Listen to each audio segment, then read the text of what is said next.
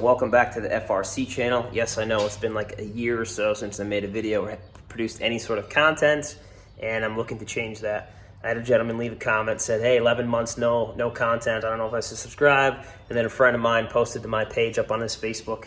I don't know if it was a joke or if he was being serious, and I got over 1,000 subscribers now. Got an email from YouTube, so I guess that's a fire under my butt to make some content again for you guys. Probably not going to do a bunch of tool stuff, as in I haven't really bought anything recently. A couple chop saws and things like that for the home improvements. As you can tell, things around here are painted and such. I got a ton of stuff I got to do to the Corvette, so I figured that's perfect for content. So stay tuned if you want to check it out. So as you can tell, the car is up on jack stands. I got a blown driver's side CV axle. You can probably see there's grease caked everywhere in here. So I got to get in here and clean it up. The inside of my wheel was completely covered in grease when I got my new tires mounted. And I'm really big on trying to stick with factory parts, especially for the Corvette. Most of the stuff around me is parts stores, Advanced Auto Parts, O'Reilly's, AutoZones, things like that. And obviously it's a Sunday, so the dealership isn't going to be open for me to try to grab an axle, and I'm probably going to say they're not going to have one on the shelf. So looks like the internet's going to be my best friend for that. I went to the drag track with the car at the end of the season last year, and I broke the rear differential, the rear differential mount. So I ended up going with an HPI solid mount. I saw a video, BZ Builds, and I used his discount code and I saved some money on it. Easy install.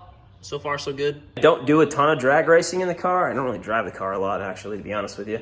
But this year, I'm trying to change that. I've been to track 3 times with the car. The first time I went to the car, it was bone stock. The only thing it had was a B&B Bullet axle back. My fastest pass was like 13.087, and that was bone stock. I put the cam in it, full-length headers, got rid of the cats, had it tuned, and my best then was like 13.5.